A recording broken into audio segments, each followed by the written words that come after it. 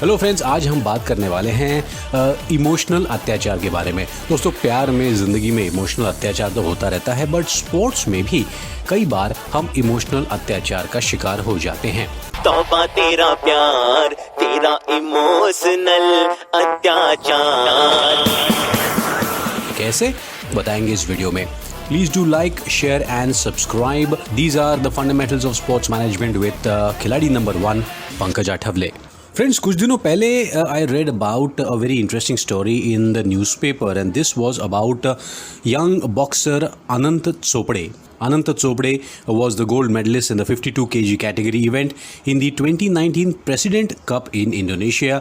He is employed with the Indian railways and ये belong करते हैं महाराष्ट्र में, जो बुल्ढाना नाम का ज़िला है। यहाँ पर सावना नाम का गांव है जहाँ से अनंत चोपड़े बिलोंग करते हैं। लॉकडाउन चल रहा है, खेल भी बंद है, ट्रेनिंग भी बंद है। तो ऐसे में ये आर्टिकल था, gold winning international boxer slogs on farm. अब सबसे बड़ा सवाल ये आता है कि क्या अपने खुद के खेत में काम करना गलत है?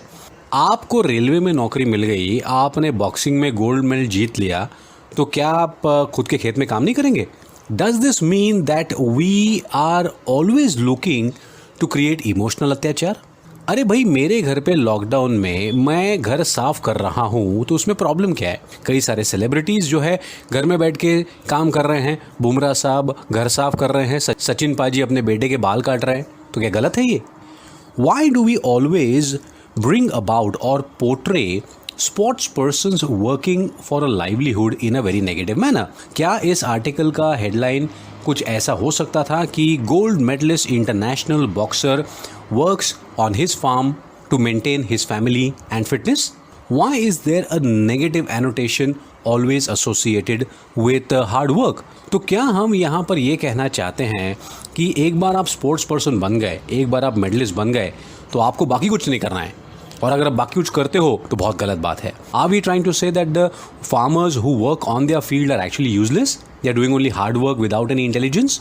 I think this is where we have to sort of understand the emotional अत्याचार that we create. There have been a lot of cases जहाँ पर कई सारे खिलाड़ी जो है उभर कर आए, उन्होंने इंटरनेशनल लेवल पे मेडल जीते और फिर ज़िंदगी में ख़राब हालात भी देखे हैं। We have seen a lot of athletes of yesteryears, medalists of yesteryears, who are also having problems to generate finances for their medical issues. Yes, अगर कोई मेडल जीतने वाला खिलाड़ी अपना खुद का काम करता है, तो इसको इतना नेगेटिवली दिखाने की क्या ज़रूरत है? हिमा दास अगर अपने फार्म में काम करती है तो क्या गलत करती है? तो क्या वो 24 घंटे सिर्फ भागती रहे? क्या वो 24 घंटे आपके लिए मेडल्स जीतती रहे? I think we need to get over all this. क्या हम दूसरों के मेहनत के तवे पर अपनी रोटियां सेकना चाहते हैं? कुछ एग्जाम्पल्स लेते हैं। कुछ दिनों पहले सोशल मीडिया पर जल्लीकट्टू में जीतने वाले श्रीनिवास गौड़ा का बड़ा नाम हुआ। सोशल मीडिया पे बड़ा ज़बरदस्त हंगामा हुआ and we started suddenly comparing him with Usain Bolt. Fair enough. It was really very nice of our honorable sports minister to call him for trials. Really very good. But then he denied. अब क्या हम उसके बारे में बात कर रहे हैं? क्या सोशल मीडिया श्रीनिवास गौड़ा कहाँ है, लॉकडाउन में क्या कर रहा है, कभी किसी ने पूछा? तो क्या शायद ये हमारा सेल्फिश मोटिव था कि श्रीनिवास गौड़ा जैसा एक चिराग हमको मिल गया, तो क्यों ना हम दुनिया को रोशन करके अपनी जेबें भर लें? Was that the case? Srinivas Gowda was called for trials but he denied and we have to respect his choice. क्या गलत है उसमें? He is happy with his farming, he is happy working for his family and he knows that the talent that he has, वो हर साल local tournaments में 50-60 हज़ार लाख रुपए कमा लेंगे, तो क्या गलत है इसमें? Another case was of Jyoti Paswan, जिन्होंने अपने बीमार पिता को साइकिल पर गुरुग्राम से अपने गांव दरभंगा ज़िले में बिहार में साइकिल पर वो लेकर गई। इवांका ट्रंप ने उनकी बहुत तारीफ़ की। Suddenly everyone was very very happy. क्या बात है, हमको नया स्टार मिल गया। देखो, एक किसान और एक मजदूर की बेटी किस तरीके से 1200 किलोमीटर चली गई 7 दिनों में। वाह वाह, ये तो मेडल जीत सकती है, इसको बुलाइए। Yes, it is very appreciative of the fact that the Cycling Federation and others decided to ask her for trials, which is very good. But she denied. She said she wanted to complete her education. and the local corporator, the local MP, MLA have given her the necessary funds.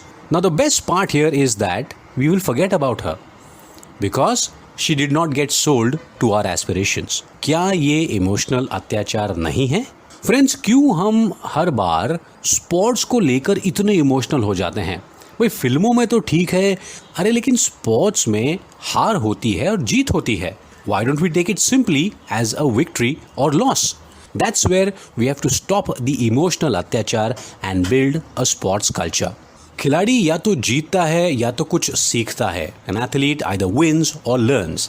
I think we as sports professionals need to be sensitive towards athletes, need to understand the basic philosophy and essence of sports, and then piggyback on making money out of it as a professional for ourselves and for others. So simple request, sports में थोड़ा emotional अत्याचार कम करते हैं और खेलने का, हार जीत का जज्बा, फाइट करने का जज्बा बरकरार रखते हैं. Stay safe, stay positive.